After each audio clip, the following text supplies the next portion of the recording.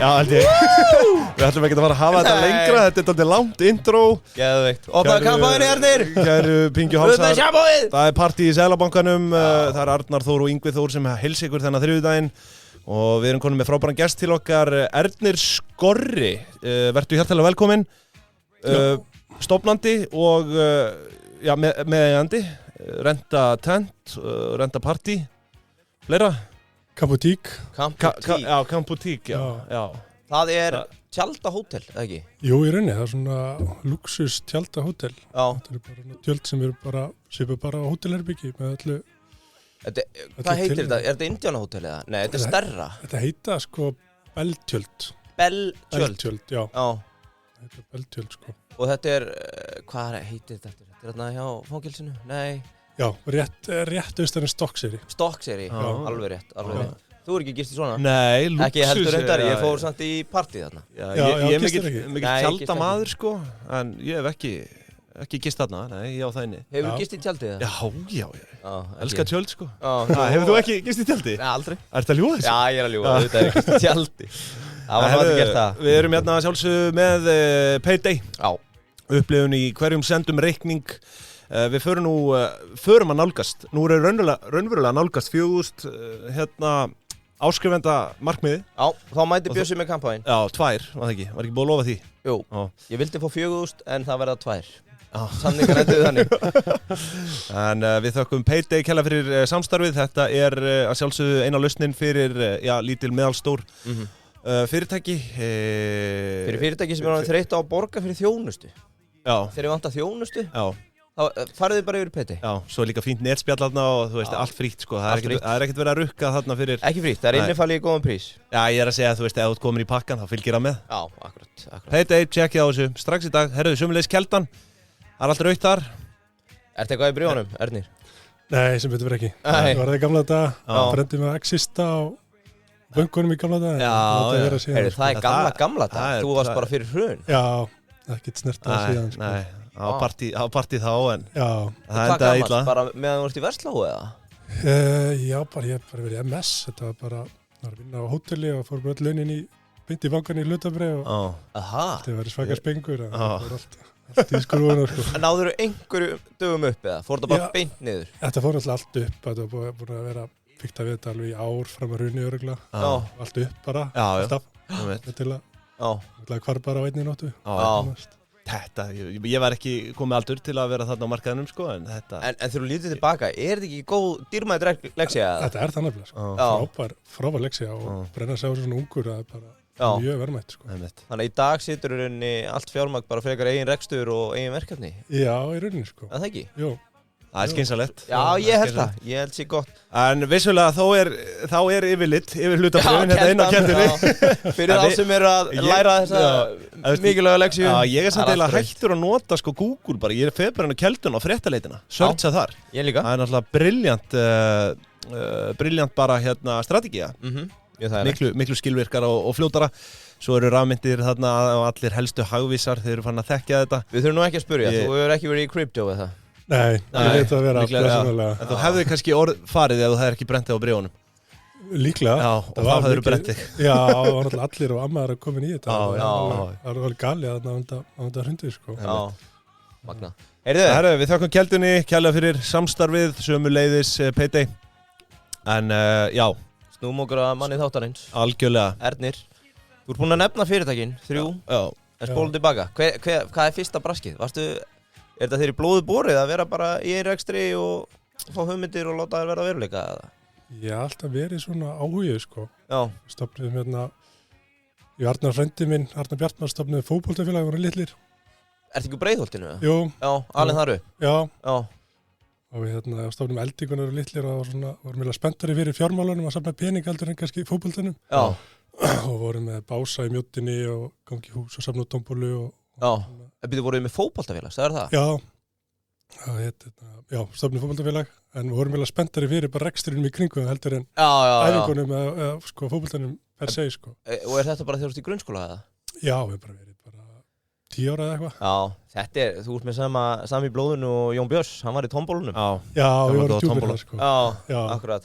Og eftir Hvað heitir grunnskólan í Ölduselsskóli. Ölduselsskóli? Er það upp í 10. bekk eða? Já.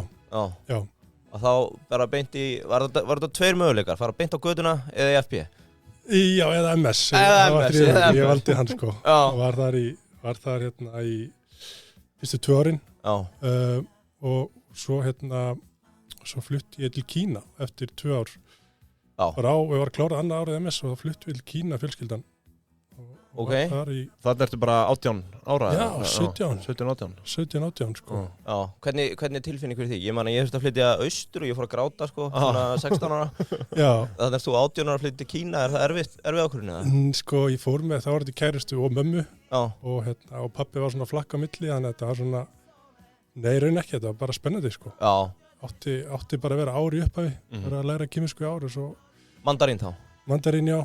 Og svo ílengdust þau, ég held ég að vera þarna í 7 ár sko, kom heima oft á jólinn og sumrin sko. Já. Ég held að það verið 7 ár svona. 7 ár? Nú kláraður, fórst í skóla þar eða varst í einhverju fjarnámi á Íslandi eða hvernig? Sko ég fór í fjarnám, sem sagt ég tók fyrstu 2 árin í MS og svo fór ég fjarnám í Vestló. Kláraði menntaskólan bara úti.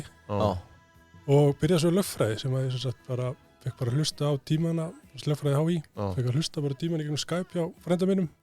Aha, þetta bara áður en að fjarnámi er rauninni komið? Já, ég held að sé ekki ennþá í búið fjarnám per se sko. Lögfræði? Já, ekki í HÍ allavega. Þannig að þú varst kannski vakandi þarna á næturnar með hana... Já, þetta var eitthvað þægilegum tíma, þetta var bara hitti ágætlega á sko. Þannig að já, ég var bara í FIFA að hlusta á tímana að henda mig vel að einbytta mig betur. Geðveikt. Svo ég bara með bækurnar og las og fekk svo að taka prófin bara í háskólanum úti sko. Já, en nú er Kína ekki borgríki. Hvar í Kína bjóstu? Herðu, í Xiamen. Xiamen? Fujian héraði. Við hefum átt að byrja á að segja Ni Hao. Já. Er það ekki? Veitu hvað? Já, nú erum við hann alveg. Svo segjum við xie. Þú ert að tengja, xie. Já. Ég veit að Beng Dao, það þýðir Ísland, eða ekki? Beng Dao, já. Beng Dao. Ni Hao er hæ og xie takk, eða ekki? Xie. Svo förum við fleiri orða eftir. Sorry, þú varst að segja Xiamen. Offer. Já, Xiamen, þetta er aðeins við sunna Shanghai, eða í beinni línu við Taiwan, eða horfið, nánast sérst til Taiwan og góð viðri stöðum. Og þetta er bara algjör paradís, sko. Okay. Bara lítil eyja, tengt við bara meginlandi með brúm og göngum. Já. Og já, bara frábær staður, strönd og bara yndislegt, sko. Ef maður googlar þetta, þá stendur þetta að sé Scottish Psychedelic Band. Hafið séð þetta? Skoskt psychedelist band? Já. Það hljómar ekkert eðlilega furðulega. En mín spurning með Xiamen, nú er þetta alltaf, þú veist, ég hef farið til hérna, hvað heitir það, Qingdao. Já. Það er hérna sjávarútvegur. Já. Ég hef farið til Yiwu, þar er hérna framleiðslan. Já. Hvað er Xiamen þekkt fyrir? Hvað er svona iðnaðurinn hérna? Steinar. Steinar? Já, ég held að mikið af leggsteinum og steinum hérna í Íslandi bara, þú veist, framleitt þarna? Eru þá með steina námur þarna eða? Já, og bara mikið af bara versmiðum sem er að vinna á. Ok. Það sé svona, og svo er þetta líka bara, sem sagt, túristastæður fyrir Kínverja. Já. Mjög mikið Kínverja sem ferðast þangað bara í frí. Eru þá giftingarna niður við strönd svona og... Já, einmitt. Það er mjög algeng sjón, sko. Já.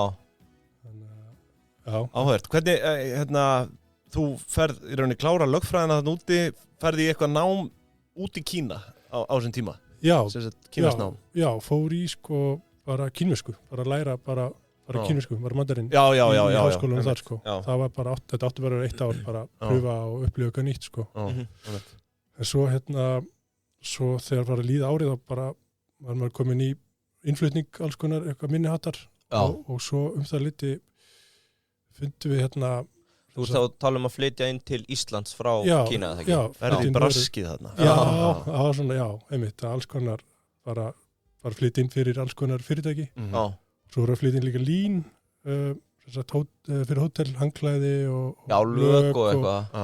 Það var svona fyrsta, þegar við kennumst í gegnum konurnar og það var fyrsta braskið sem ég heyrði. Ég held að eitthvað, hann var að flytja inn einhver lög og eitthvað og svo ertu að byrja með renta tentur það liti. Já. En svo sem sagt fundum við líka fundum við það gamla villu sem var bara nánast ónýtt sem við gerðum upp og opnum lítið boutique-hótel ég og mamma og vinafólk úti í Sjamen. Þannig að það var eina ástæðan fyrir sem sagt vorum við aðeins lengur í lengdumst. Á þess að sitja í erfiða stöðu. Það oft talað heima og ég veit að Airbnb breyti reglunum út af því að talaði Asíubúar sé oft erfiðir í gistingu og annað. Hvernig var þetta að núti? Þú var að hafa nýs núna? Já, þú veist, ég ætla ekki að móka neitt sko, en þú kannski tekur af allan vafa. Eru bara dagfarsbrúðir þegar kemur á gistingu eða? Já, sko þarna... Ekkert vesen, ekki svona skrítið menning sem að maður... Nei, sko þarna úti var þetta bara expatar. Það voru bara útlendingar sem gistu hjá okkur. Já, ok. Það var mjög sterkt svona Bönnuðu Kínverjum að gista það? Já, en svo hef ég mikla reynsla þeim bara eins og í Camp Boutique og hef verið það í svona gamla þetta mikið að vinna á hótelum og ég skil alveg hvað sem eru að tala að þið þekkja bara ekki menningamunin sko, en þetta er bara það, þetta er ekkit eitthvað fólk komið illa fram, þetta er bara annar menningarheimur sem að fólk bara mistúlkar sko, og líka það sem maður erfiðleikar en bara frábærir bara kunnar sko. Já, og líka sko hluta af þessu það sem maður hefur heyrt þeim finnst bara kaldara á Íslandi að þú veist, þá erum við lokaða glugga og kannski sturtan í gangi til að keyra upp hita við erum ekkert vön þessu en einmitt eins og þú segir, það var einhver sem að sagði þeim ekki gera þetta svona frá fyrstum sinn sko. Já, einmitt. En ok, hótel í Sjamen, hvað stórt? Þetta voru bara 9 herbyggi, þetta var svona boutík, svona luxus lítið bara í þessu gamla húsi sko. Hvernig booking og allt þetta svo stórt í dag, var það þannig á þessum tíma? Eða þurftur að gera heimasíðu á kínversku? Þarna voru við bara með heimasíðu og rosa mikið bara word of mouth sko. Já, það var alveg bara, það var svo fáherbyggi og það var svo náið samfélagana, mikið að fólki að fá sagt, gesti eða viðskiptafélagi heimsóknur svona. Það var alveg bara reksturinn sko. Það var ekkert einhver auglýsingar eða inn í milliliðir sko. Magna. Já. Og eru þið ennþá með þetta hótel eða? Nei, við seldum það bara þegar það leiti sem við fluttum heim sko, seldum reksturinn. Þannig að það var frábær reynsla sko. Segðu okkur aðeins meira frá þessum lagabusiness þarna. Þú varst að selja inn í Lín og fleiri verslanir væntanlega eða hvað? En sko engar verslanir, bara beint til hótela. Já, en Lín náttúrulega verslun sem að þú veist... Nei, Lín orðið yfir... Ha? Já, það er... Þetta heitir ekki Lín sem að selja svona... Jú, það nafn á verslun, en Lín orðið yfir, hvað er þetta, lag og dýnur og alltaf sænguföt og... Ég held að vera að selja þetta til verslunar Lín, þú veist, sem einhvers konar heilsali. Já, Lín Design. Já, nei, þau bara einhver nafni lánað. Mín mistök, en þú varst að selja þetta þá inn á hótel og annað, Já, það var henni bara... Hvernig gekk það? Varstu að lifa hátt á þessu? Eða? Nei, þetta var ekkert eitthvað svakalega stórt sko, en samt alveg á þessum aldri og þessum tíma alveg skipti umfjöks mikið. Þetta var alveg nokkri gámar á ári sem var alveg stórt þá sko. Og á þarna, maður hefur nú oft verið eitthvað að braska á Alibaba og finna vöru og annað. Það þannig sem þú gerir þetta? Varstu bara að fara beint í verksmiðurnar? Já, byrjaði bara þannig sko. Já, að þú bara bankar upp á og... Nei, bara Alibaba, bara skoða og hafa samband, en svo gat maður bara farið í dagsferð og heimsótt versmiðina og það var það sem við gerðum og sem var alltaf frábært og gátum bara við átt svona persónulegt samband bara út að borða með þeim sem að framleiða vörun og svona, þú veist. Já. Þannig að það var mjög stór kostur að búa úti að geta bara fara á staðinn og fylgst með sko. Og varstu orðin alltalandi þarna eða? Kínversku, eða mandarín? Allt talandi, ég gat bjargað mér ágætlega sko. Ansi ryðgar orðið núna, ég hef ekki farið út í mörg ár sko. En já, ég gat bjargað mér, ég tók einhver próf og var komin með eitthvað level sem ég manni hvað heitir. Eitthvað stert. Já, það var svona, Gott í business að kunna kínversku sko. Er ekki allir að tala um það núna í dag? Jú, það er, held að sé ákveðin framtíð í því sko. Hefur þér einhvern tíma dótt í huga flytinn hann að Baijiu? Heitir ekki Baijiu? Hrísgrjónavinni? Já, sterka, 60% eða 50%. Nei. Ekki? Nei. Hrísgrjónavinni? Það helviti gott. Veistu það? Já, ég fíla það. Já. Er það fáanlegt hér á landið það? Bara ef það ekki kínverska sendir á það, held ég. Ég held að þetta sé ekki selt neinstaðar. Nei, eflust ekki sko. Hrísgrjónavín. Já, B-A-I-J-U. Ég hirti tala um þetta einhvern veginn. Já, ég fára einhvern veginn fórum út að borða, ég og Harpa kærasta mín með leigusalunum okkar. Úti? Já, bara svona leigu okkur íbúðinu sem byggum í og það er pínu svona, þú kannski þekkir að við kynverum það er svona pínu show-off, svona hver getur drukkið mest, sko. Þetta. Já. Þannig að við stútum vel í 2 svona flöskum í einhvers konar samkeppni og ég ekki geta drukkið þetta síðan. Nei, Jesus. Maður verður alveg rángiður eftir þetta. Já, þetta er alveg. Ég líka dæli síman, ef maður er út að borða með kynverjum og þetta er á borðinu, þá eru þeir að hendi í skoti á svona 10 mínútna fresti, sko. Þeir nánast opna ekki flösku á þess að klára hana. Nei. Einmitt, og svo því meira með drekkur því flottari er maður einhvern veginn, þetta er svona enn og aftur, aðeins öðruvísi menningar heimar Já. En hvað svo á þessum tíma ertu að byrja að stofna Renta Tent, eða ekki? Þegar þú ert að núti? Jú. Það undir lokin? Já, undir lokin, nei, það er við erum búin að vera kannski í 3 ár þegar svo hugmynd kemur upp. Já, ok. Það var það ég og Arnar frændi minn, Arnar Bjartmar sem að... Skype-maðurinn? Skype-maðurinn, já. Hann við fáum þá hugmyndi í sammenningu eftir að hafa farið nokkur sem á þjóðatíð. Já.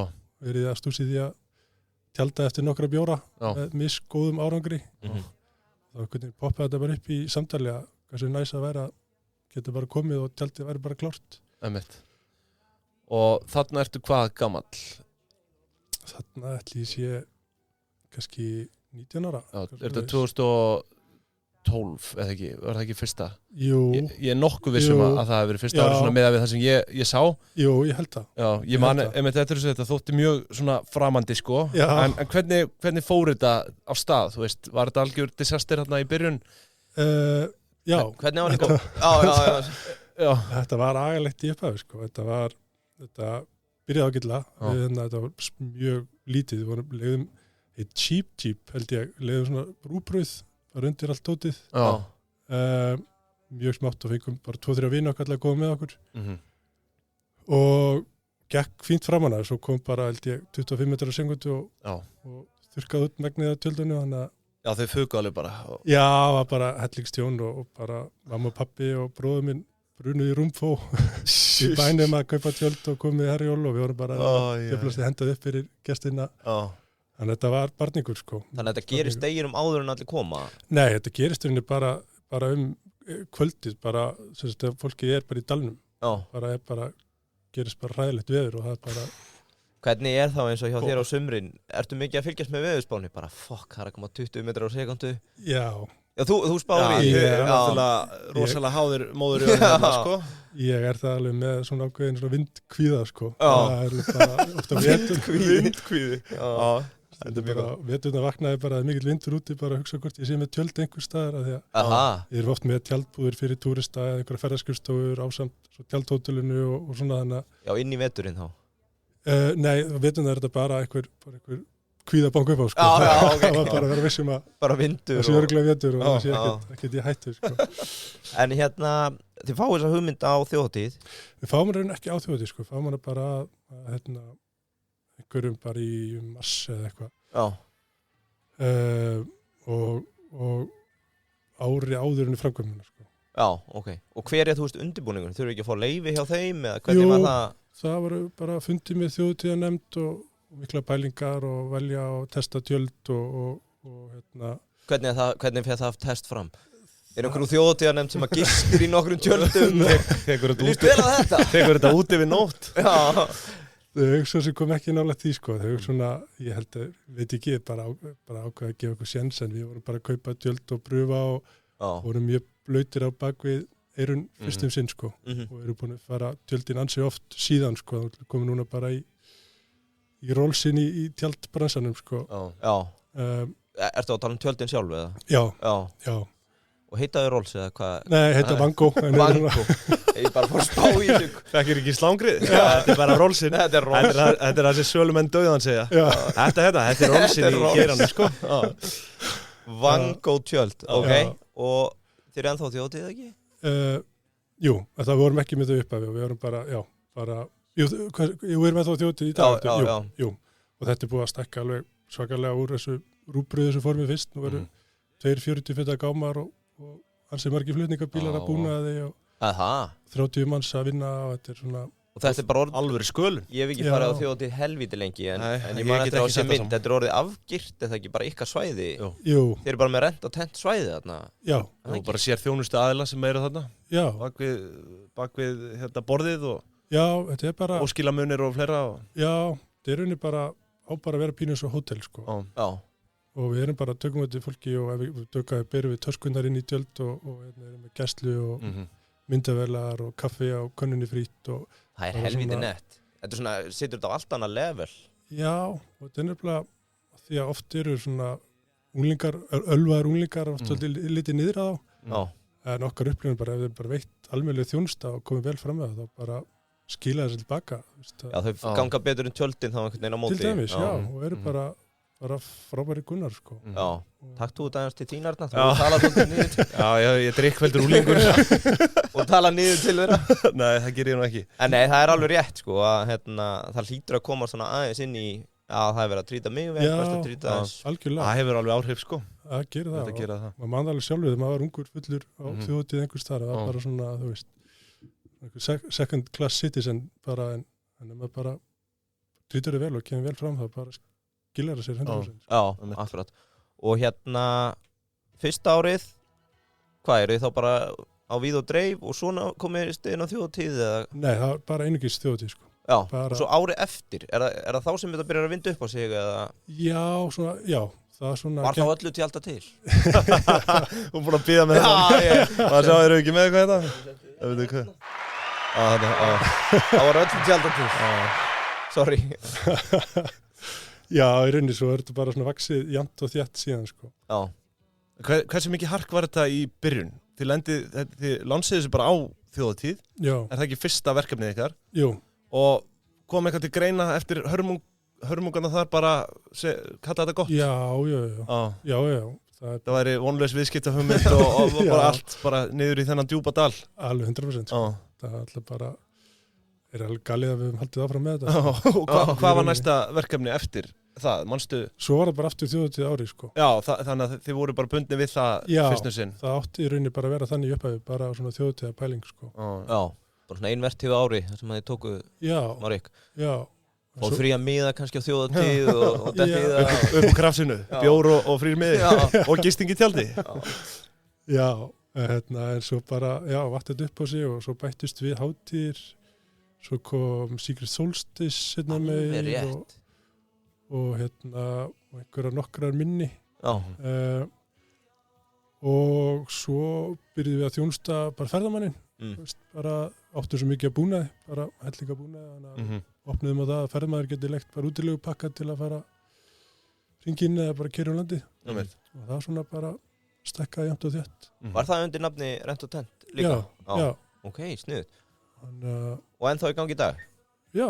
Það er bara, líka stekkað bara og aldrei verið meira að gera í því, sko. Ok, ekki við séð það. Áhugavert. Já. Og á þessum árum þá ertu að jögla að þetta er svona sumarbusinessin og svo ertu innflutningi á veturnar, eða ekki? Jú. Og hvað við spólum til, hvað er stærsta árið, hvenær kemur rentapartí, sem er svona orðið household name í dag, fermingum, skírnavislum, nafnavislum, kynjavislum. Öllu þessu helsta. Skilnaðavislum. Er þið eigum að skúpa því eða? Hverju? Allt í köku.is? Já, pælingunni. Já, við getum farað yfir það eftir. Já. Hvað er það eitthvað tengt skilnaðið það? Nei, já, það tengist okkur. Við vorum, sorry, já. Já, rentapartí, það var unni bara upphaflega smáaleg pæling bara til þess að bara borga leigu og nýta starfsfólk bara yfir veturinn. Þetta er svo ástæðubundið að finna eitthvað sem væri hægt að gera allan ásins hring, sko. Og ég sá ekki fyrir mér að myndi stekka svona mikið í byrjun, sko. Og þú veist, í dag er þetta orðin allur fjandinn sem er hægt að leigja. Það eru þarna myndakassarnir, PlayStation 12 og svakalegt vöruframbóð þarna, sko. Svo er það þarna slössvélarna, bara allur fjandinn. Krabvél og blöðrur og allt þetta. Ég geti haldið endalist áfram. Spurningin var, hvað var það fyrsta? þú veist, hvað það sem kemur á bragði? Hvað, þú veist, byrjiði á að leigja? Sko, fyrsta var runni krabilar. Krabilarnar, já, þegar þú segir það, þá mann maður að þær voru, já. Selfie búðið hlýtur að koma svo mjög fljótlega. Já, við byrjum sko tíðnefndur Arnar Bjartmars, við vorum að braka yfirslegt og eitt sem við gerðum, bara við vorum pjakka líka, var að flytja inn eina krabil sem við vorum að leigja út, bara að keyra á milli húsa. Bara sem krakkar? Já, bara unglingar. Og það var svona súr einslag kannski var hugmyndin að spila einu allavega, hugmyndin Renta Party fættist sko. Júllara magna. Það voru við með átti einhverja krabilar og svo var Frikki vinur minn, hann var búinn að flytja inn einhverja myndakassa, 2-3 og við störtuðum þess að Renta Party saman og voru það bara með krabilar og myndakassa og keyptum inn einhver ljós og eitthvað dót og svo það bara Er Renta Tenta á þessum tímapunkti orðið bara svona nokkuð sjálfbært? Já, ég myndi segja, já. Þið hugsuðu þetta sem bara væntanlega einhvers konar skölun á ykkar rekstri? Já, og nýta húsnæðið og svona infrastruktúrin sem voru með, sem var vannýtt yfir veturinn, sko. Hvar voru í húsnæðið þá? Vorum á Smiðjuveinum. Já. Rauðgata eða grængata? Rauðgata. Já, var það Rauðgata? Já. Og voru þar í þessi stóru húsnæði og en svo gerist það náttúrulega þegar COVID skellur á, það var ansi þungt högg sko. En náðum að losna þaðan og bara frá þungbærum leigusamningi. Já, það? Já, það var náttúrulega bara slöknað öllu, það var ekki þjóðutíð og það var ekki túristar og engin partí. Nei. Erfiður tími? Já, það var það sko, það var náttúrulega Kamputík líka byrjað og lítið að frétta þar. Já. Þannig að þetta var ansi mikið bara bastla á öllum vígstöðum sko. Já. En þá gafst okkur tækifæri á að tróða öllu bara inn í 100 fermetra hjá vinum okkar í Luxor og Höfða og fluttu þangað og vorum þar bara tróðum okkur þangað inn í COVID sko. COVID-inu, já. Bergaði okkur alveg sko. Ok. Voru þið þá ekki að virða allar svona takmarkanir eða? Alls ekki sko. Þannig að leigusalinn var eitthvað að láta ykkur svitna þarna á tímabili? Já, þetta var alveg basl sko. Já, og þá náttúrulega komum við þetta inn á það. Við erum í samstarfi við Regus og leigusalarnir, þeir eru kaldir í dag. Þeir eru búin að láta ykkur svitna vel yfir COVID, en þá kemur Regus til bjargar. Já, leifið leigusalarnum að svitna. Ef að samningurinn er að renna út, leifið þeim aðeins að... Nú leifið þið þeim að svitna. Já, ertu ekki sammála því? Leifið þeim aðeins að svitna. Getið leikt þar að sjálfsögðu skrifstofurými með nánast öllu inniföldu. Það er bara þrif og net og allur pakkin. Kaffi. Sláum ekki hendina á móti því. Nei. En svo er líka annað sem að þú átt, sem ég heyrði og sagði mér að síðast sumar eða eitthvað. Með þegar maður er að horfa á leigu per fermeter. Já. Punktur síðan aldrei spáði. Já. Að þú ert að horfa á lofthæðina. Já. Það er mín verðbættasta reynsla sko. Já. Ég ætla að geyma það, þið spyrja mér lokin hvort ég væri með eitthvað svona. Já, ok. Mettir ekki annað. Já, það er bara vissulega, það er einmitt. Þarna vorum við bara, þegar við leiðum á Smiðjuveginum, það var bara svona standard lofthæð sko. Og maður bara einmitt, það hefði ekki kynst þessu. Já. Þetta er bara, maður borgaði saman fyrir 7 metra lofthæð per fermeter og 3 metra. Akkurat. Já, það skiptir máli í þegar þú ert með svona lager, byrjarhaldið sko. Já, sérstaklega eins og því að þú getur staplað þessu upp, en... Já. Það þarf að fara að hugsa þetta í rúmmáli, fyrir eitthvað flatamáli. Í rauninni? Nefnilega, sko. Ætti í rauninni að rukka svona leigu eftir... Það skulum ekki fara að gefa þeim þá hugmynd. Nei, leifum þeim að svitna áður en við fá þessa góðu hugmynd frá þér. En já, að því sjáum þá hvetjum við ykkur til að kíkja inn á regus.is og kynna ykkur skrifstofu leiguna þar. Snildartól í þinn rekstur. Og pro-tip, tjekkja á hæðinni. Já, tjekkja á hæðinni. Ok, og COVID, hvenær byrjar, þú veist, hvenær fer alltaf að springa síðan aftur út? Sko... Er það 21? Var 2020 bara hell? Já, það var bara hell, sko. Já. Við verðum samt að koma þess inn á það hvernig þið leistuð úr COVID-krísunni hjá ykkur áður en við förum kannski í endurreisnina. Það er náttúrulega með ljósin. Já, ég man eftir því. Það var alveg brilljant hugmynd sem að bjargaði ykkur svona fyrir hotn. Já. Algjörlega. Býtu hvað á það? Fóru að setja upp jólaljós. Já. Og enduðu nú á því að fari bara í meira en jólaljós, eða ekki? Eða þú veist, þið voru að setja upp bara skreita? Jú, þetta var bara þeir voru bara inn á lager og var bara svona engisbrettur hljóð, það var bara ekkert að gerast og við vorum að lána bara iPad á dótin á elliheimili bara til þess að hlutinu var að gera eitthvað, það var svo rukka fyrir það svo fólk geti verið í samskipti við aðstandendur og svo voru bara að leita leið að afla einhverja tekna og það var ekki margt í boði. Þá fengum við það hugmynd, ég og Gunni Leó meðeigandi minn að kaupa jólasýrur og fara bara í það hark og það bjargaði okkur fyrir hótt. Já, bara settum auglýsingar á Facebook og hringdum í fyrirtæki og þið voru að hengja upp þá? Já, voru bara konum í tré og þetta bara ég man ekki eftir þessu. Þetta er mjög gott úrræði, sko. Já, ég er mjög stoltur af þessu, sko. Fyrirtæki ætti að hafa farið í þrótt, sko. Já, það er alltaf verið eðlilegt, en þetta bjargaði okkur fyrir hótt og var. Þetta er svona ykkar þristarmús, er það ekki svona fræður? Hvernig þristarmúsin bjargaði þeim hann í mínigarunum? Jú, einmitt. En fyrir utan þetta, var eitthvað, þú veist, var einhver annar business í gangi hérna 2020, byrjun árs 2021, eða kannski bara 2020 og 2021? Hjá mér. Bara hjá Renta Party, þú veist, frekar en... Í raunin ekki, sko, þetta var, minnur 21 að byrjaði eitthvað svona opna inn á milli og eitthvað, en svo var það sumarið þá sem að það svona kom ákveðin sprenging, sko. Alveg. Já. Það var þarna opnað fyrir allt í einhverja nokkra vikur. Já. Svo var öllu lokað aftur. Já, einmitt. Alveg, sko. Og það var og við fundum vel fyrir því og það var alveg kærkomið, sko. Það var allt crazy þarna í einhvern smá tíma, sko. Þið þurftu að segja upp starfsfólki, var það ekki? Jú. Hvernig tilfinning var það? Sko, hún var pínu kannski auðveldar en í öðrum kringumstæðum af því að það var svo mikil skilningur. Þetta var ekki eitthvað að vera með að skera niður kostnað til þess að auka arði eða eitthvað svoleiðis, þetta var bara... Tókstu það á Skype? Nei, þetta var all fired. Nei. Já, þetta var svona emitt. Já, þetta var bara... Átti rétt á sér. Já, það var svo mikil skilningur bara í þjóðfélaginu og það var ekkert strömbið, sko. Í rauninni, sko. Nei.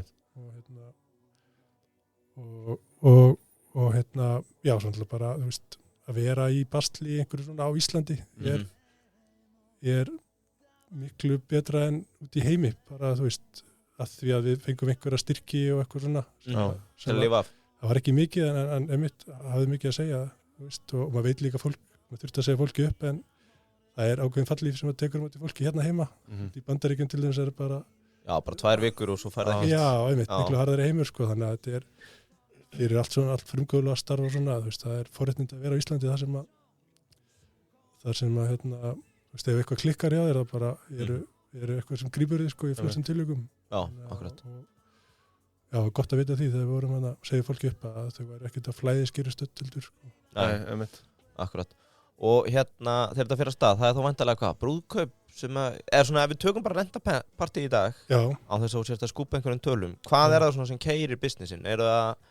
Kemur þetta bara í bylgjum, fermingarnar eru apríl, brúðkaupin eru sumarið, ammál allt árið, hvernig svona... Tölurnar eru opinberar líka. Já, kannski ekki segmentið svona.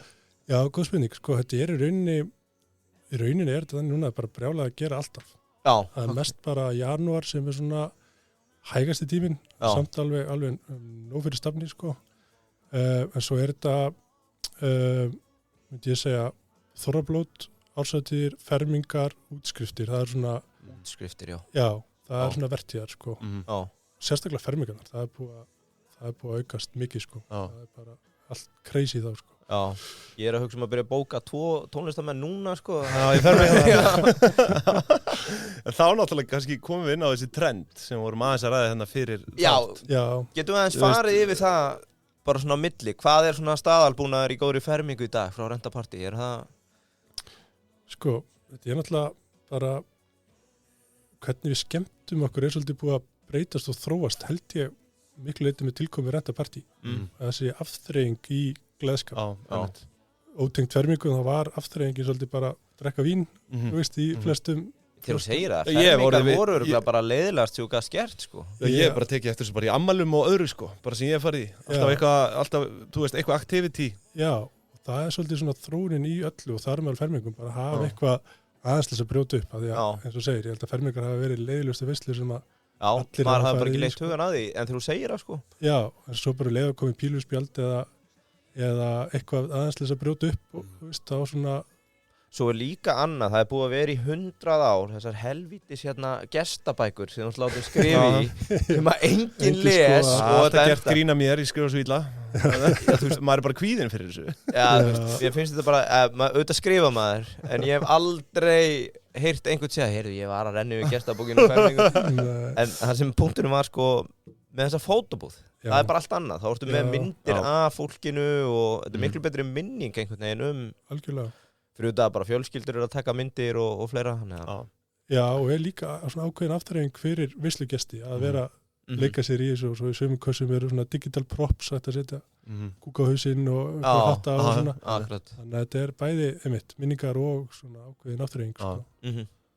Þetta er alveg briljant úrræði í partíði, sko. Og þú veist, sérstaklega þú ert að halda einhver svona fermingar eða brúðkaup eitthvað sem þú vilt bara eiga að eilífi, sko. Það eru myndirnar góðar, sko. Já.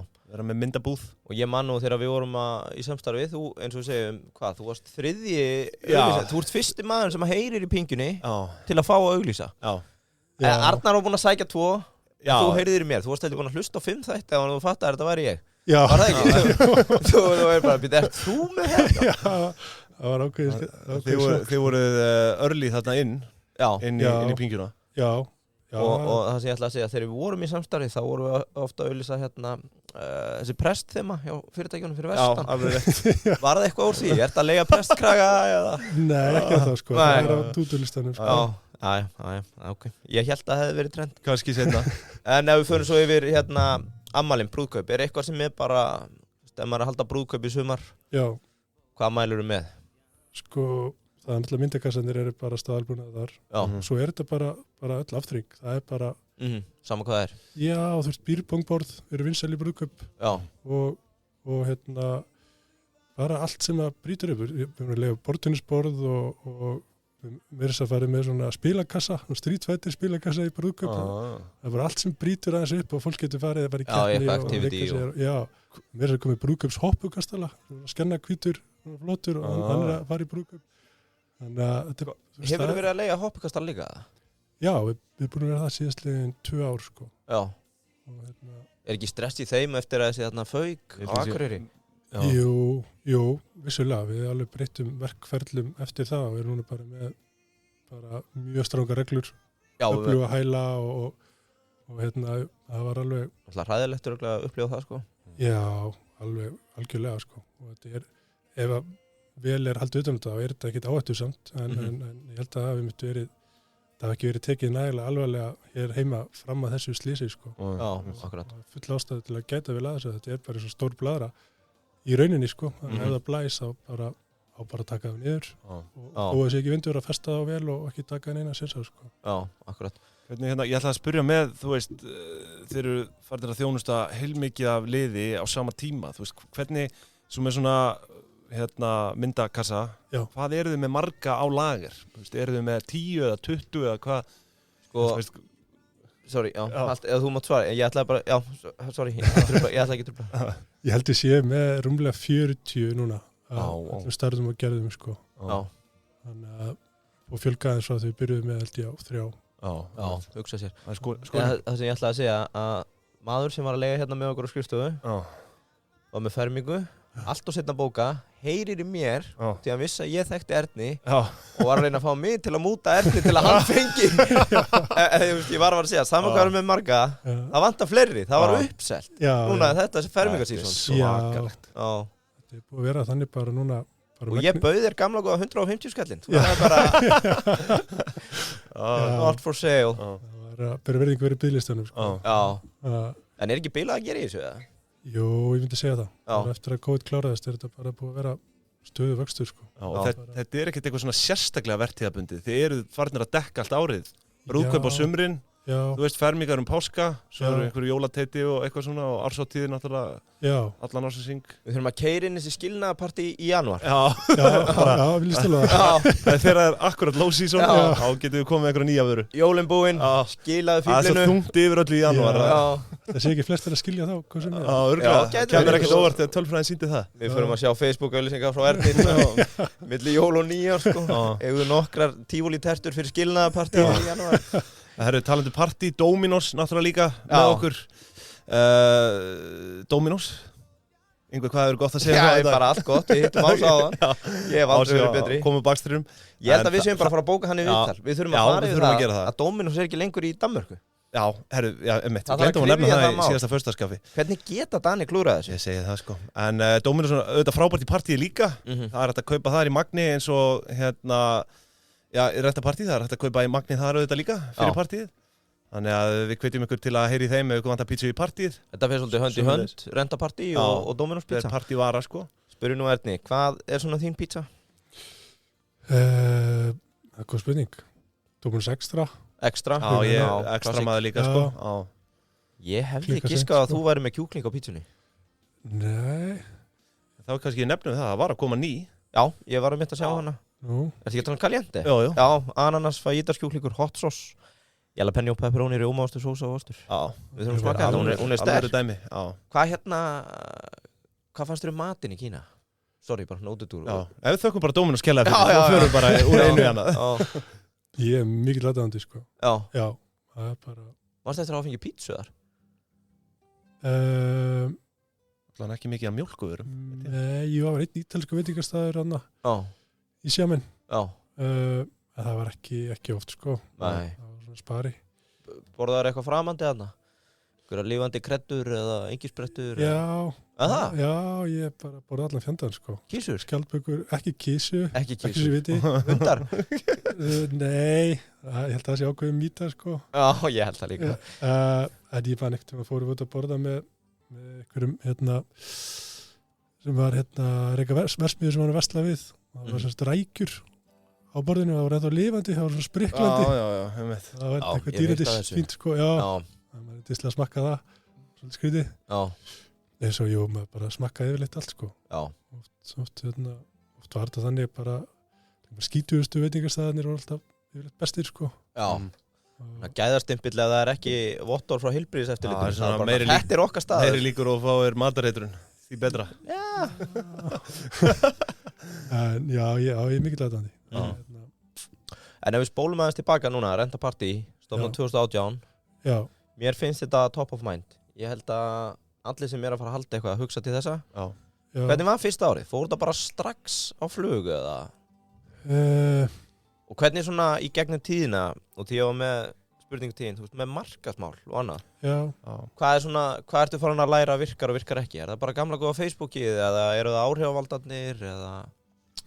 Sko, fyrstum sinn var þetta bara ákveð hark, sko. Við vorum bara mikið að hringja út og láta vita á okkur og útskýra konseptið og auglýsa Facebook. Sem virkaði mjög vel, sérstaklega þá. Ég heyrti að það sé svolítið búið að breytast núna. Sé svolítið erfiðar að það er í gegn. En þetta var mikið bara svolítið hark, sko. Takk síman og sáum við auglýsa einhverja viðburði og hringdu við, vantar ykkur ekki þetta eða hitt. Já, þannig að það er sæls í þér.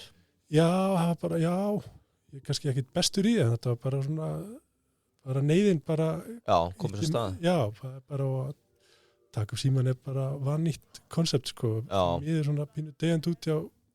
Yngri kynslóðinni. Já. Því að það yfirleitt skilar, það er aldrei skilar hennu slæmur, sko, yfirleitt kemur eitthvað jákvæmt út úr því, sko. Já, akkurat. Þið voru að nýta ykkur tóltið áhrifavalda í byrjun, man ég. Já, svona það leið á, já. Já, því að ég var nú með 8 á sínum tíma sem er nú margótt komið fram með þessum þætti og þá man ég að við vorum í einhvers konar samstarfi bara á árdugum ykkar. Já. Og þannig að, þú veist, ég ætlaði bara að spyrja með áhrifavaldana, skilur, var það... Hvað tapaður miklum pening á? Þú veist, fundu einhverja sprengingu, þú veist, eftir það, þetta byrjaði að vera á samfélagsmiðlum eða... Já, ég myndi segja það. Já, frekar en kannski Facebook eða eitthvað annað eða... Já, það var allavega mjög kærkomið. Þegar Manuela, þegar hún fekk ekki ákveð fyrst, þá byggðum við bara að skoða heimasíðinni heimsóknirnar og það sást alveg bara stort stökk í heimsóknum sko og jú, vissulega, það bara alla tíð verið alveg mikilvægur þáttur sko og núna bara eftir COVID við höfum vel ekkert auglýst nema við ekkur sínum tíma, það bara eina og þetta núna hjá 70 mínútum podcasti, það einu keyptu auglýsingarnar síðastli 1,5 árið, svo þetta bara svona samstörf og svo bara word of mouth við bara einum að veita mjög góða þjónustu. Þið náttúrulega líka komin á þann stað núna að manni finnst sko eins og þótti séu ekki að borga fólki fyrir að taka myndir, þá ert að taka myndir af einhverjum rentapartí og takk ykkur og eitthvað og maður spyr sér oft bara það ekki séns að Erni sé að borga þessum og það ekki samstarfi en þá er þetta einhvern veginn bara töff eða ég veit ekki hvað það sko þannig að líka bara komin á þann stað að þetta bara established sko. Það virðist vera sko, við erum alltaf hrikalega þakklátt fyrir það sko og eins og segja, fyrst og fremst er þetta bara líka bara veita góða þjónustu og bara ánægði kunni bara sérstaklega, þetta veisla skilur að það margir í veislunni og ef við gerum vel, þá að tala það í veislunni mögulega og það skilja sér og við bara tilengjaðu okkur það frá upphafi, ef eitthvað klikkar þá bara, saman hvað klukkan þá brunum við bara með snúru eða vantar eða nýja græi og bara það svona verið uppleggið og persónulega þjónusta. Já. Ertu ofta að fá þreytt símtöl þá kannski bara á laugardagskvöldi, það einhver afmælisveisla og Já. Það nóttu jável. Já. Það þannig. Já. Þetta sko, þetta orðið svona það var mikið þannig fyrst og núna skiptist við á, þessar starfsfólki skiptist á að vera með síman, bara bakvægt sko. Svo getur verið pínu þreytt að það er örgulega leiðileg símtöl. Svona þegar maður hugsar út í það. Geta verið það, þegar þetta eitthvað bílu græja hérna og svo hann örgulega í sambandi, hann ekki í sambandi oftast það bara þannig sko en hún ekki örgulega í sambandi prófa slökk og kveikja það gerist alveg merkilega oft sko oftast þetta eitthvað svona eitthvað skrítið sko við pössum mjög vel að sé allt í toppstandi þegar það verður út en svo bara þegar það partí og fólki í glasi og svona þá getur ýmislegt gerst sko. Það sá ég líka daginn í ammali, ekki komið eitthvað dansskól frá okkur? Jú. Er það nýtt eða? Nei, það var enda bara hvað er þetta? 9 fermetrar eða þetta virkaði risastórt? Það getur stærstu verið 5x5 Hvað er það? 25 fermetrar? 25, já. Þannig að já, það var eitthvað eitt af fyrstu vörunum sem við keyptum. Ok, ég var bara að sjá til. Talum þess að heljarna veislu sem það varst í þannig á Sjálandi. Var það ekki einhver áhrifavaldur? Já. 42 afmæli Egil Steinarsson.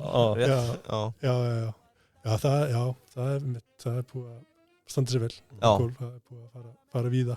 Ok, við svo gaman að spóla alltaf tilbaka. Hvenær finnur að rentapartí gott konsept? Þetta að fara að virka? Bara strax 2019 eða? Sko ég vissi það svo sem alveg fyrirfram. Þetta var bara, maður hefur kynst í sjálfur að vera að fara að halda partí og vera að keyra á milli og stúrsa á vesinni sem fylgir í að fara á milli staða. Sem hörkupunktur. Þarna getur bara komið og sótt allt hjá ykkur nánast. Sko. Já, þannig að ég vissi alltaf að hugmyndin væri góð og koncepti myndi virka en svo bara tók það svona tíma bara að læra að útfæra það rétt svo það væri ekki ómikill hausverkur og bara verkferðla og svona láta það ganga upp sko en sérlega á fyrsta degi þetta væri góð pæling sko. Var engin samkeppni þarna í byrjun? Þú veist, svona þjónusta, partíþjónusta einhver? Sko, jú, einhver svona viðburða fyrirtæki sem aðstofa við það sko og svo náttúrulega hefur verið það verið að leiða út krabbelar í einhver ísbúð og einhver að leiða toppukastala og tjöld kannski en allt svona bara að við og dreif og oft einhverjum einirkjar bara svona stúsiði bara í frístundum eða on the side aftur komin í þetta vesen að þurfa að vera að fara á nokkra staði Já. En ég glemdi nú að biðja að preppa mér langar að spyrja á diett, helium af hverju alltaf hægt að leigja heliumblöður? Er helium, maður hefur einhvern veginn heyrti það, er helium að nei, maður keypti alltaf bara helium. Sjóa þetta á bakvið skúr 10 ára gamall. Já, en núna getur þú skila blöðrunni. Já, byrjuðum að því í fyrra. En sko, er það út af því að helium er að að renna út og já, sko, það er þetta mýta líka. Já, ég var að það sé að renna út og þetta sé notað í læknisþjónustu. Og það sé að vera að nota allt helium í blöðrur í staðin fyrir tækin sem það þarf að nota í sko. Þetta hefur verið sagan á götunni sem er vist ekki rétt sko. Hafa einhverju sérfræðingar sagt mér. En en við samt sem aður byrjuðum að leigja blöðrur út, því oft þetta sérstaklega álblöðrunar, það endast alveg bara í marga vikur bara í toppstandi og bara verið að taka eitt partí og svo bara dagar uppi og ryggfalla og ángætlega bara eftir mánuður eða ónýtar. Þannig hugsunum var bara fleiri getur nýttar, bæði út af umhverfissjónarmiðum og líka bara kostnaðið. Dýrt ein blaðra nokkur 1000 krónur. Þetta er briljant. Allan síðast þegar við fengum hjá okkur, þá var ég að fara að kaupa þetta og hann vilti ekki bara leigja þetta og getur bara komið með hann á morgun. Já, einmitt, þetta er ekki arbært fyrir okkur en þetta er samt svona bara, þetta er bara þetta er þá bara mýta sem maður hefur heyrt að helium sé að hverfa heiminn. Segja alltaf þeir sérfræðingar sem ég hef talað við. Leiðréttist það hér með í pingjunni. Mythbreakers. Og hvað, þá ert þú aftur að fara að sjúga helium í hver einust afmæli. Ég er nú bara með Addanum í eitt afmæli, gekk á milli og var að sjúga helium. Taka golluminn á þetta maður. Nei, já, einmitt, skemmtilegt. En sko, já, ef litið tilbaka, varstu með einhverja fleiri spurningar um það? Nei, bara þetta, þú segir bara að þú vissir þetta var að gerast, svo er þetta örgulega 2019, 15 ár. Já. Svo kemur COVID sem er örgulega bara nefahögg í andlitið. Já, í rauninni sko. Og 21 núna, 22, 23, bara aldrei gengur betur eða? Business is booming. Já, bara í rauninni, bara frábært. Gekja. En svo við tölum aðeins ég ætla ekki að grípa fram í fyrir þér, hvað segirðu? Já, nei, núna langar mér að fara að spóla fram. Já, mér langaði svo að tala um reksturinn, sko. Já, takk það eins reksturinn. Já, mér langaði að tala um þessa metrika, sko. Já. Þú veist, við höfum verið að spurja rekstaraðila bara hvaða tölur eru þetta sem að vera að horfa í. Eru þið með eitthvað svona sérstakann? Þið eru náttúrulega með rúmmálið og það eiginlega, þú varst doldið að opna smá nýja vitt hjá mér þegar þú talaði um þetta sko. Já. Þegar hann sagði það um mig, ég var bara wow, hvað þetta er sniðugt. Maður hafði aldrei spáð í þessu. Já, en vissulega er þetta náttúrulega svona, þú veist, fyrir kannski skrifstofu skiptir þetta minna máli, en auðvitað fyrir byrðarhald og það er kannski ástæða fyrir að fólk er með þetta í skemmum sko, með hátt til loft sko. En hérna, já, einmitt, þetta skiptir ykkur máli. Já, gífurlegu máli sko. Og varðandi metrikana, eins og þú segir, þú ert kannski ekki að trakka þetta, ég veit ekki, mínútu fresti eða eitthvað, en svona byrjundags, lokdags, hvað er góðu dagur? Ertu að líta á veltutölur eða veistu bara lagerinn er tómur eða? Já, við fylgjumst alltaf með veltunni sko, en kannski að en mikið líka bara bókanir per viku, orðum þetta alltaf í vikum, setjum við Excel-skjal fyrir hverja viku og þetta er eitthvað stað svona milli, nú voruð þetta svona upp í 200 bókanir mjög stórar, ein bókun getur verið bara stór ásatíð og ein bókun getur verið bara ein sápukúluvel eða PlayStation 12 en það er svona fylgjast með því sko við erum ekkert sko veltutölur, það er ekki aðalatriði sko, við erum ennþá bara eins og ég líti á þetta, bara ennþá í svona fyrsta fasa, bara hugmyndin er bara gera vel, bara styrkja svona verkferlana og rauninni arðbærni og svoleiðis er svona, við erum ekki farin að spá í það sko, bara að gera vel og veita góða þjónustu og vera með gott vörúrál og svona. Hvernig er með hérna eins og þessi ferlana, eru þið með einhver sér kerfi, er ekkert vesen ofta að vera, skráur bara í Excel, þessi fekk þetta leikt, hvernig virka það ef maður skemmir eitthvað, takið úttekt á dótinu og... Já, þetta er eitthvað sem bara bæta mikið, við erum með gott svona leigu aðkipt kerfi, Bookable, já, hefur reynst mjög vel og allir svona verkferðla bara þeir eru undirbúið búnað, búin að kortleggja það mjög vel og hvað skal gera þegar kemur í hús, að skoða og fara yfir og svo er það bara merkilegt hvað það er mikið lítið sem sagt sem er að skemmast sko. Það er bara, þetta er svolítið svipað eins og með þjóðutíð og tjöldi þar, það halda allir að þetta sé bara, þetta er að fara í partí eða fólk er að gista þessu þjóðutíð, það hlýtur að vera bara 50% afföll eða eitthvað svolítið. Það er bara, góð þjónusta og hafa búin í toppstandi, þá einhvern veginn bara gengur betur, fólk gengur betur þetta og þetta er miklu minni afföll en maður hefði haldið áður fyrirfram sko. En já, þetta er eitthvað sem við erum alltaf að bæta og þetta er að vaksa svo mikið að við erum alltaf að læra og reyna að gera betur og þú veist, þetta er bara, bara ein vika einu og alltaf að reyna að fara og læra mistökum. Ef þú lítur svona tilbaka, hvað eru stærstu mistökin? Stærstu mistökin, sko, stærstu mistöki svona hafi verið bara að leiga húsnæði með Hórlári Lofta, sko, okay. Það er svona, en ég held, sko, ekkert svona í fljótu bræði sem ég dettur í hug, sko, því að við höfum gert alls konar mistökum, við bara höfum bara sama hvað það kostar, bara bætt úr þeim, bara ef það klikkar eitthvað eða eitthvað við bara leysum það. Þannig að það er ekkert svona eitthvað stórvægilegt sem að brent okkur á, sko, þannig. En með, eins og þegar við vorum að tala um þetta með að dóta skemmast og svona, lendið einhvern tímann í því að þið eruð, þú veist, lendið í einhverju ósætt, eða þið séu ekki sammála kúnninn búin að skemma eitthvað, honum finnst hann ekki bera ábyrgð á því eitthvað þannig, þú veist, komu upp einhverju svona ágreiningar. Ég nú séði með hnúa játni. Við erum náttúrulega í samstarfi við innheimtu. Inkasso. Já, bara nánast aldrei, sko. Nei. So far. Ok, það er bara ekkert. Nei, það er bara einstaka tilvik, sko, sem eru yfirleitt bara farsarlega leyst, sko. Já. Já. Þá er náttúrulega gott að minnast á Inkasso. Já, mjög gott. Já, bara ef einhver svona ágreiningu kemur upp, að leyfa Inkasso, bara sjá innheimtuna. Já. Og þeir eru nú líka heppin, þeir eru ekki fyrirfram, ekki? Þannig að það er örgulega lítið vanskil. Jú, yfirleitt. Það er fyrirfram, það er alveg brilljant maður. Borgar sig einhver sem eru að vera í Inkasso. Já, það borgar sig alltaf að vera í Inkasso og það er líka mannúðleg innheimta þar, það er engin með hnúaðan á lofti. Nei. Og það eru flestir, næstuði allir skuldarar sáttir í viðskipti við Inkasso, það er það sem gögnin sína. Og við hvetjum ykkur til að skrá okkur strax í daginn á inkasso.is.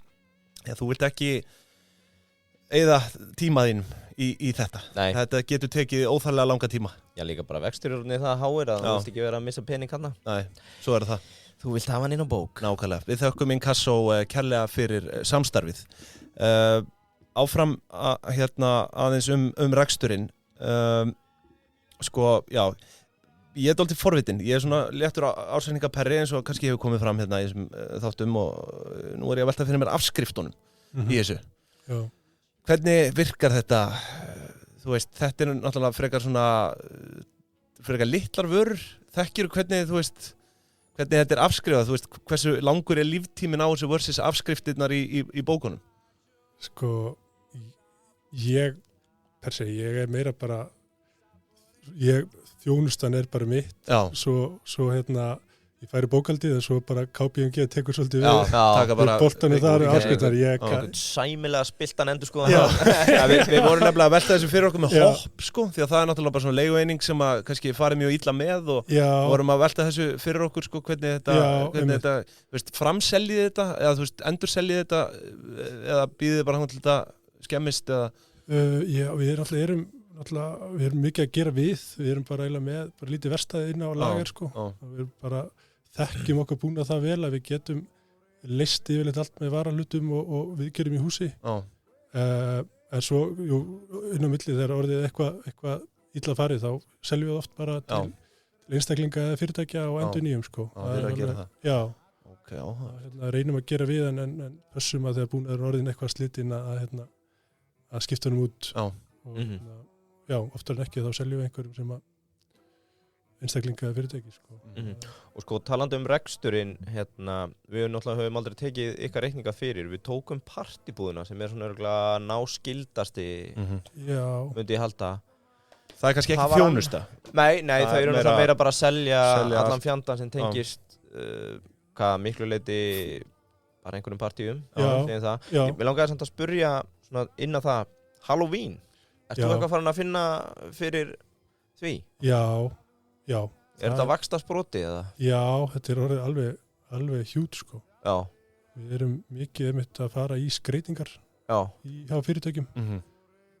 Og það er bara... Þannig að það er hægt að leigja hjá ykkur skreyt. Því að það er líka annað sem meikar eiginlega ekkert sens að vera að kaupa þetta á kannski 80, 90, 100 áskall til að setja þetta upp einu svona ári versus það að leigja þetta bara og vera þá kannski með eitthvað annað á næsta ári. Já. Er það ekki fair point hjá mér? Jó, svo náttúrulega bara breytist tískan í þessu líka. Já, með klapp. Þetta er nefnilega frábær punktur og eitthvað sem við hefum verið að vinna mikið í að galið og haldir barnamæli eða veislu og sérstaklega bara með svarta ruslapoka af dóti sem að bara er bara einnota. Pappadiska og eitt sem við hefum verið að búið til er sko bara svona ammælispakkar. Það eru bara ammælisveislu í kassa bara með plastiskum bara öllu sem þarf. Já, margnóta nýjabörum, blöðurum, svona bara eftir þemanu, Spiderman eða Kolpasveita, svona vegg bara, þú veist, að því að þetta er svo galið að eyða, þú veist, 50 skalli og svo bara ferði í rusli bara kvöldið, sko. Þannig að, og eins með Halloween, það er alveg hjút, það er bara eins og ári, veist, að vera að kaupa þetta allt innótt að henda þessu, það er svo tilgangslust. Bara með eina hillu undir það sem er bara býður eftir næsta Halloween og þetta er alveg hjút, það er ótrúlega hvað þetta hefur stekkað og hvað þetta er. Þetta verður bara stærra, sko. Já, þetta er alveg... Í veldisvexti. Já, ég myndi segja það. Og þetta er líka bara frábært koncept, að fara með börnin mín bara, að labba í hús og svona. Þetta er skemmtilegt. Margir að gagnrýnda sig einhver amerísk hefð, en nokkur ekki, þetta er bara skemmtilegt að brjóta upp skammdegi. Já, nákvæmlega. Þannig að ég er aðdáandi, sko. Já, sammála. Og sama, þú veist, þetta er vaxtarsproti, máttu eitthvað skúpa, hvað eru svona næstu skref? Ertu með eitthvað í pípunum? Ég ætlaði að spyrja, sko, hvort að þið hafið hugsað ykkur eitthvað að skala, fara út í renta-kar eða eitthvað þannig? Já, þú veist, það er svona náskild spurning. Já, þetta er góð spurning. Ertu ekki svona... Renta-hás, endar þetta bara sem leigufélag? Leigukóngurinn, hvað, er eitthvað sem þú getur ekki leikt? Þessi gæi leigir allt. Sko, ég veit ekki, er þetta við samstæðu Isnik að...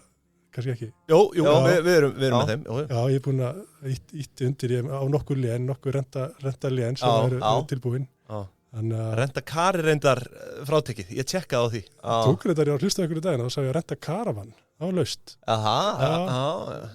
Sótti það á. Og fórstu að kaupa þessi lén eftir það eða var þetta bara í byrjun þeirra? Sko, ég man, það var eitthvað lén sem ég nefndi, ég átti nú eftir að nefnda við þig. Já.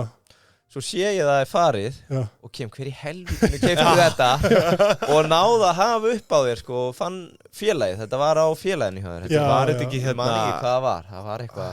Hvað var þetta? Ég man það ekki, þú ert greinilega að hlusta, sko. Já, alveg, stóran lager af lénum, sko. Já, þetta var eitt af lénum dagsins, eða lénum vikunar, þarna. Já, en við getum nú alveg skúpað núna með allt í köku, eða ekki? Jú, kannski ekki skúpa, það var bara út frá þætti á ykkur. Ég náttúrulega er eitthvað stærsti aðdáðandöld, ég hef hlustað okkur einasta þátt, sko. Stórkostlegt að heyra. Já, og við vorum að tala um skilnaðarpartíin og...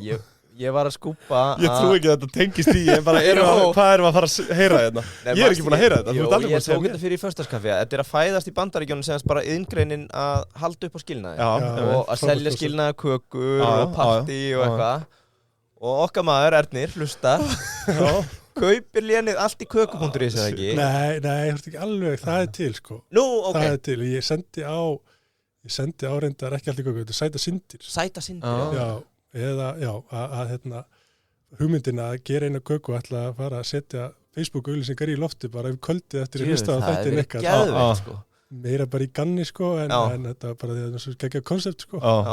En það var þetta engin lén að kaupa út frá því, sko. Ok, ég verið að ruggla þessu. En þú keiftir annar lén sem við töluðum um. Já, ég held að þið varu á leiðinni í einhvern business með þetta, sko. Nei, allt í köku er búð, sko, þarna á smiðum. Já, ok, ég er að ruggla, ég byrð þau afsökunar. Þetta er alveg ennþá option. Þetta er ennþá viðskiptahugmynd sem er ekki búið að keyra. Þetta er eitthvað sem við erum að gera, sko, bara tímasmið. Þetta er rísandi markaður í Bandaríkjunum allana. Haldur bara skilaðinn. Já, og þetta mun bara koma. Ekki spurning, sko. En, ertu með eitthvað? Máttu skúpa einhverju? Er eitthvað bara meirinn í partíinn eða? Sko, þetta er náttúrulega í svona, þetta er náttúrulega mesta bastliðir í byrjun. Það er að koma upp infrastruktúr og ráða fólk og kaupa hillukerfi og leigukerfi og þegar það er komið og þegar maður er komið með þessa reynslu, mér finnst við ennþá að vera bara rétt komin yfir bara núlpunkt í okkar pælingum og hugsun, sko. En komið þangað við það væri hægt að bæta við öðru, sem sagt, konsepti, öðru vörumerki sem geti fallið undir sama infrastruktúr. Þannig að það eru nokkrar pælingar þar. Það er þetta renta, það er brandið.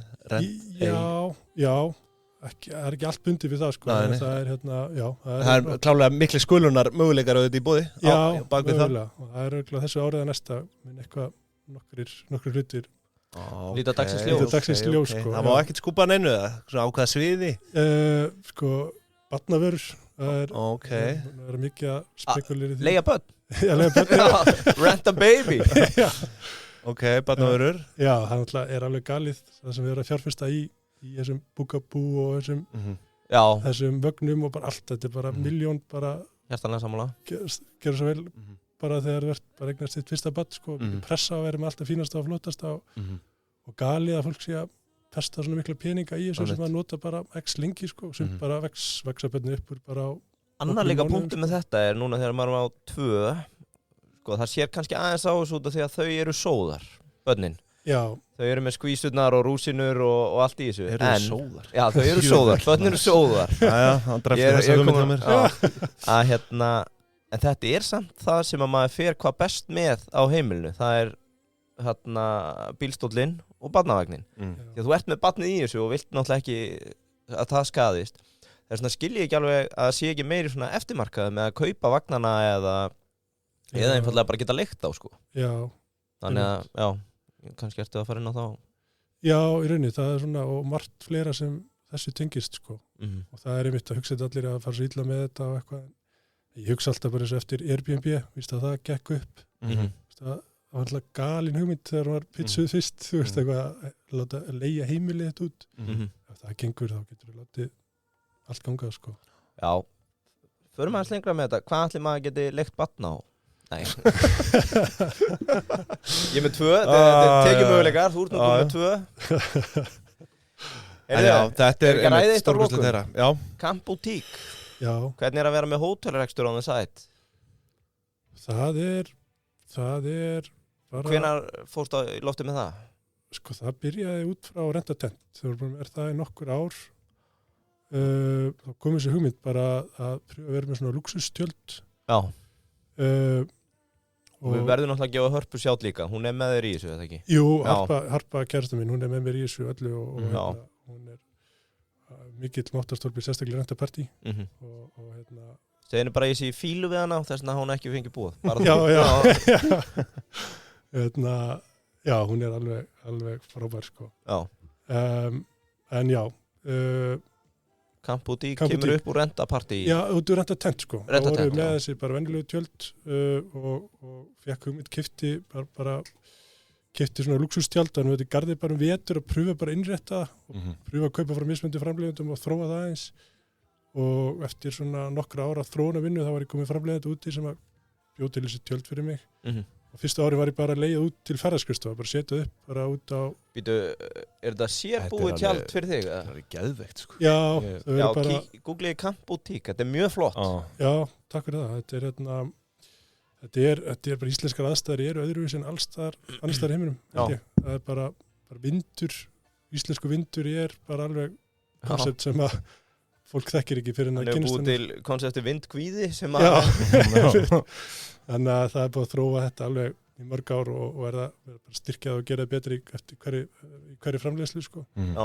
Og fyrstu sinn vorum við bara að setja upp bara fyrir ferðskrifstofur það voru bara efnaði kunnar að koma í þyrlu eitthvað og við vorum að setja upp tjaldbúðir og svo þróaðist það í að sem sagt, amma mín heitinn átti jörð þarna sem er rétt austarinn Stokkseyri við erum bara pröfum að setja upp nokkur tjöldar og setja inn á booking gerðum upp húsið þar og síðar hlöðuna og það bara svona þróaðist og núna bara eiginlega uppbókað öll sumur sko. Hlaðan er það sem að þið voru með ammaliða, það ekki? Já. Er þetta hlaðan hérna? Nú þú veist. Já. Þetta er hlaðan? Þetta er hlaðan. Þetta er svona ekki steift, steinhlaðið. Fyrir þá sem að, við erum náttúrulega ekki mynd. Við erum með þetta fyrir fram okkur. Hvað ekki bara Camp Boutique? Já, campboutique.is. Kíkja á þetta er mjög flott. Já, og þessi hlaða, hún bara ónýtt, sko, vissi ekki þessar hleðslu, þetta var bara fyllt að hegi og einhverju eftir að notað fyrir 20 ára. Og við bara hendum all út og það bara komið til ljós. Þetta er bara upprúðlegt fyrir 100 árum síðan, sko. Þannig að þið eru með sem sagt, þessi tjöld og svo bæinn og hlöðuna. Þú veist, á þessu landsvæði. Já, og svo erum við líka samstarfsverkefni fyrir norðan. Það er Birkir, frendi minn og Sigrún Konunars með jörð þar, Skjálfandafljót. Við erum með svona eins tjöld. Það er Sigrún? Sigrún. Já, mér fannst þú segja Sigurjón Konan. Hvað veit maður í dag? Þetta er sko, hvað er þetta mörg tjöld? Þú veist, er ekki alveg svo sem, þú veist, þekjaðu allt landið. Er ekki ágæti skölunar möguleikar þarna ef að sjáið eftirspurn rísa? Jú, við viljum ekki hafa það mörg sko, þetta á að vera svona, heitir Camp Boutique, þetta á að vera pínu svona boutík og við viljum geta bara þjónusta fólk vel að þetta sé ekki upplifun. Þannig að við viljum ekkert fjölgaði mikið, við erum 20 núna. Okay. Á hverjum stað þá? Já, 20 hérna á Suðurlandi og ég held að það sé 15 fyrir norðan. Já. Okay. Hvernig lítur sumarið út núna? Það er bara mjög þétt sko. Það var hérna, það er búið að vera bara það var ekkert að frétta í COVID, en Íslendingarnir björguðu okkur þá.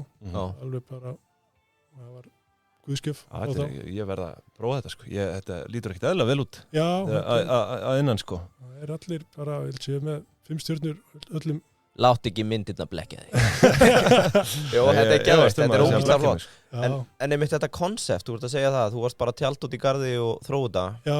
Hvernig sá ferill? Ertu orðin legend í tjaldaheiminum þannig að framleiðandinn er til í að taka hennar slag með þér? Er bara ekkert mál að þróa í tjald?